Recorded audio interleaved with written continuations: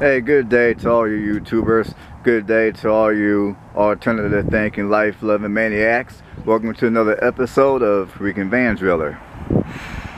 Now, this video is going to basically walk you through a basic vehicle inspection that you should do in the event that you want to purchase a vehicle, whether it be for daily purposes or whether it be to live in, like van drilling or RVing or living in your car or whatever.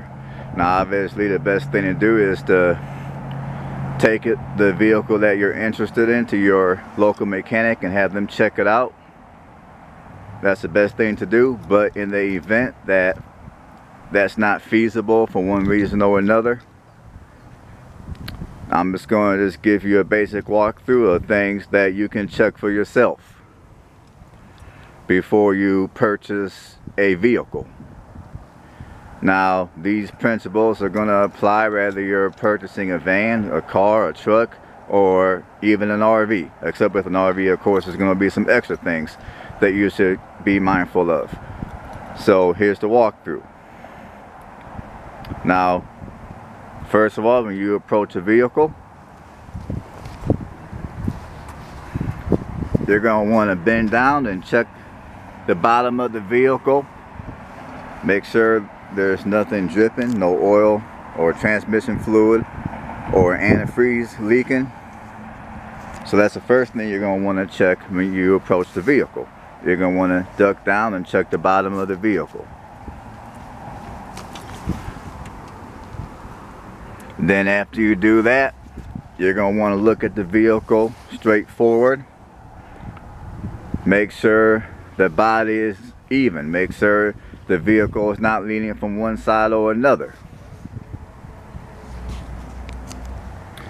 And you know, of course, you're going to want to look at the body and make sure there's no significant damage.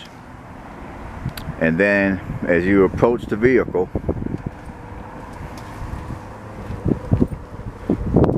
you're going to want to also check all your tires. Check all 4 of your tires.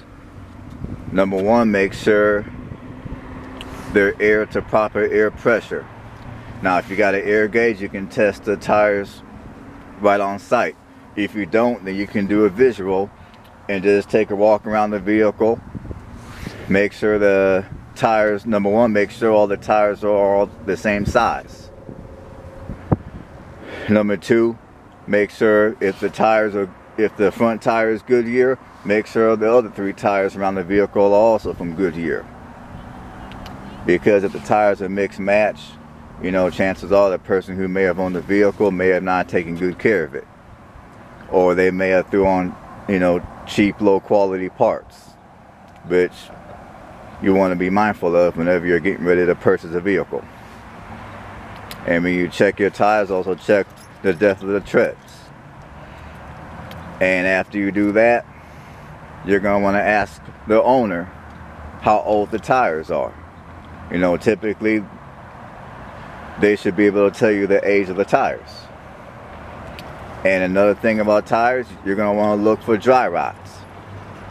And also the reason why you're going to want to ask about the age of the tires is because if the tires look good and then they tell you, well, I haven't driven a vehicle in X amount of time, or I don't drive it real frequently, and the last time I replaced the tires for 5 years ago, then chances are the tires are gonna be dry rotted. Sometimes you might be able to see the dry rot, sometimes you may not be able to see the dry rot.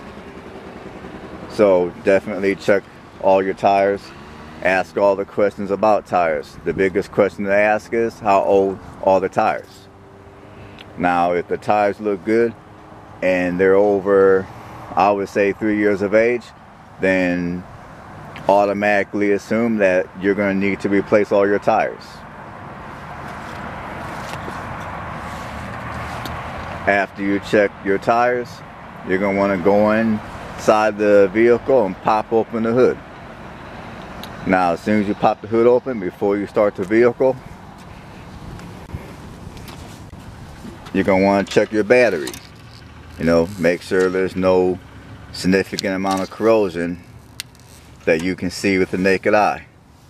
You're going to also want to check the date of the battery. Now this battery is a little dirty, but if feasible, check how old the battery is. If you can't see a date, once again, ask the seller of the vehicle, how old is the battery? If the battery is over, I would say 3 years of age, then automatically assume that in the near future you're going to need to replace your battery. And on the battery, check your connections. Make sure the connections don't have any significant signs of corrosion, and make sure the connections are tight. You can oftentimes do a tug test, and make sure there's no cuts or frays on your wiring, because if there's cuts and frays on your wiring, then that could cause a possible shortage and your vehicle can catch on fire while you're driving down the road. After you check your battery, check all, check your, this ain't the most important thing, but check your windshield wiping fluid. Make sure it's filled to proper level. And check the reservoir. Make sure there's no leaking. And on that note, anything that has a reservoir or anything that holds fluids, check for the proper level and color of the fluid, and also check the reservoir and make sure there's no leaks. And check all the wiring that comes off of your reservoir, such as this one, and make sure that there's no cuts and frays on the wiring. Any tubes that come off the reservoir. Now, let's see, like any tubes, like this tube for an example, any tubes that come off any reservoir, check the tube, make sure there's no leaking on the tube. Now this is my coolant. Before you start your engine, you're going to want to check the coolant. Make sure the coolant is proper level and proper color. The proper color of coolant should be green. Now with coolant, you're going to want to check your coolant level after you start the vehicle up and you let it run for, I would say, a couple of minutes or so. So let your vehicle run for a couple of minutes, cut the vehicle back off, and then check your coolant level again. Because when the engine is cold, the coolant level is going to be at its lowest. When the engine is hot, the coolant level is going to be at its highest. So check the coolant, make sure it's proper level both on cold and on hot. And make sure the color of the coolant is green. If you see metal flakes or whatever in the coolant, then your heads are going bad, or you might have other engine issues. And then like I said a minute ago, any time you see a hose coming off any reservoir, check the hose, make sure it's secure, make sure there's no cuts or frays or any leaking.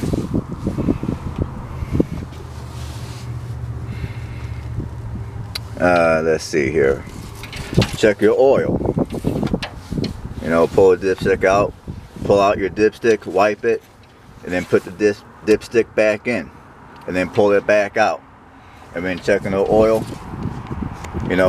make sure the oil level is proper, and also make sure that the color of the oil is around the same color as some apple juice. That's the best way I can describe that to you. So check your oil.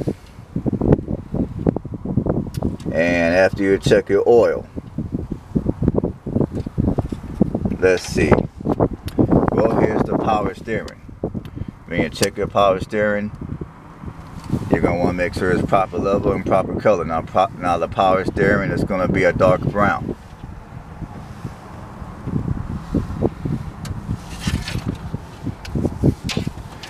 And another thing you're going to want to check is your transmission fluid.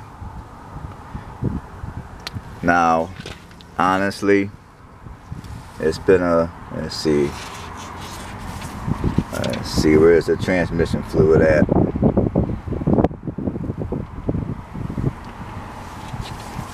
Spare me, people, I'm looking for my transmission fluid. I haven't had this. I took it to my mechanic, and my mechanic did all the inspection for me. Now my transmission fluid is going to be somewhere down here.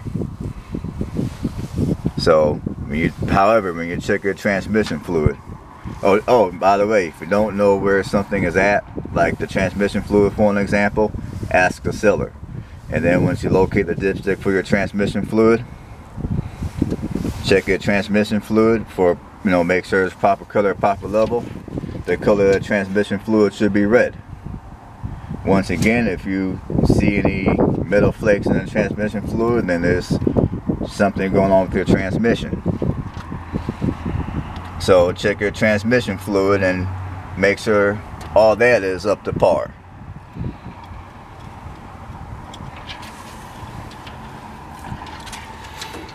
And after you do that,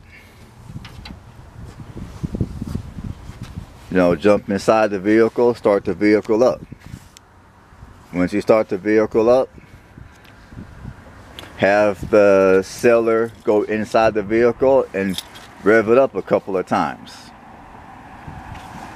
And as he revs it up, check the engine.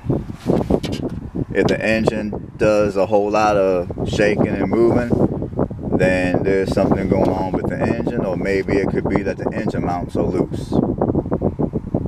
So, have him rev it up a couple of times for you, and then you check the engine and check the movement of the engine. And also, while he's revving it up, back up from the vehicle, duck down, and check for any leaking. And by the way, I would go in and rev up the engine and do all that for you, but I'm holding the camera, so that's going to be impossible for me to do, unfortunately. And then what you do is go in the back of the vehicle where the exhaust is at. Have him rev up the engine again and check the back for any smoking. If the exhaust is doing any excessive smoking, then then chances are your engine is burning oil, and that could be from a bad oil seal, or that could be from something else, which could possibly get rather costly to repair any of that kind of stuff. So the exhaust actually is over here. So just check the exhaust, for any excessive smoking. Okay, and then after you get done doing that, while the engine is running and everything, check everything on your dashboard. Some dashboards are digital.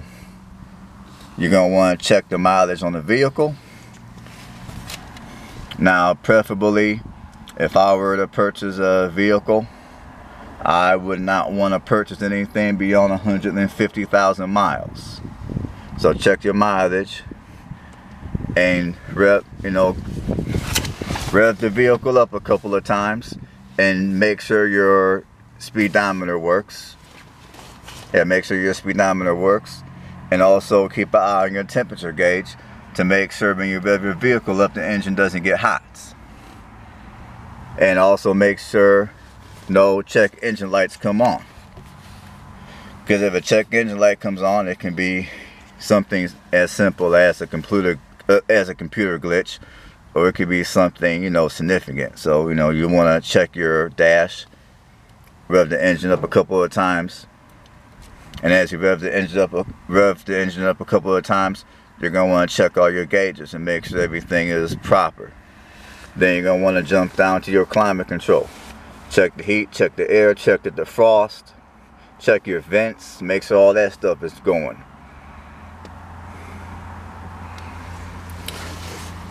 And then you're going to want to jump over to your lights.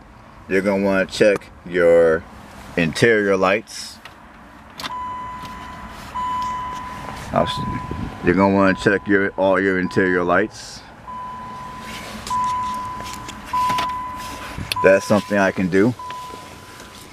You're going to also want to walk around and check all your exterior lights. Make sure all your lights are on.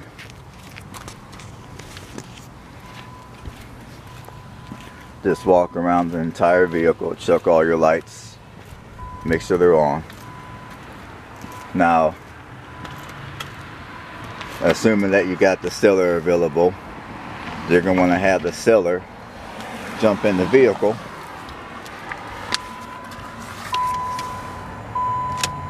and check.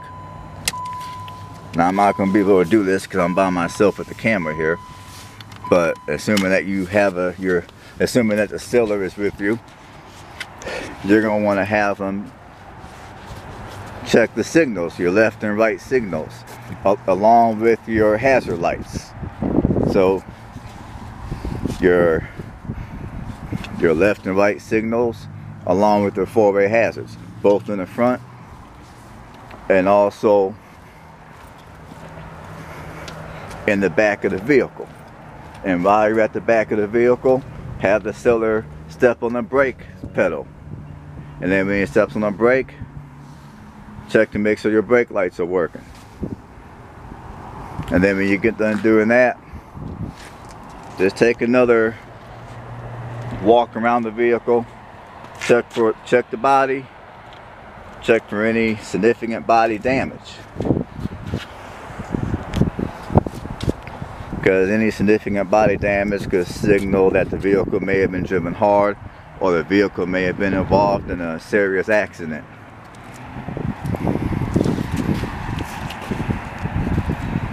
And obviously, if that's the case, then you're going to want to exercise extra caution before you purchase that vehicle. Me personally, I would leave that vehicle alone. So walk around, check the body.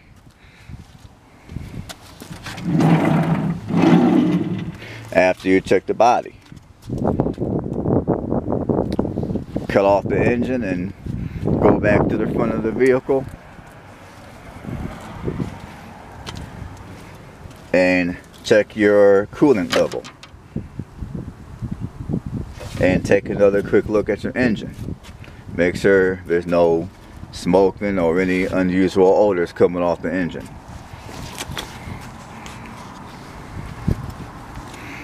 After you do that, you're going to want to go inside the vehicle, both on the driver and the passenger side. Lift the floor mats up, check the carpet, feel the carpet, make sure there's no soft spots, make sure there's no wet spots. Sniff the carpet for mildew, because if there's any soft spots or wet spots or any significant or any mildew smell, that could be a sign that the vehicle may have been involved in a flood.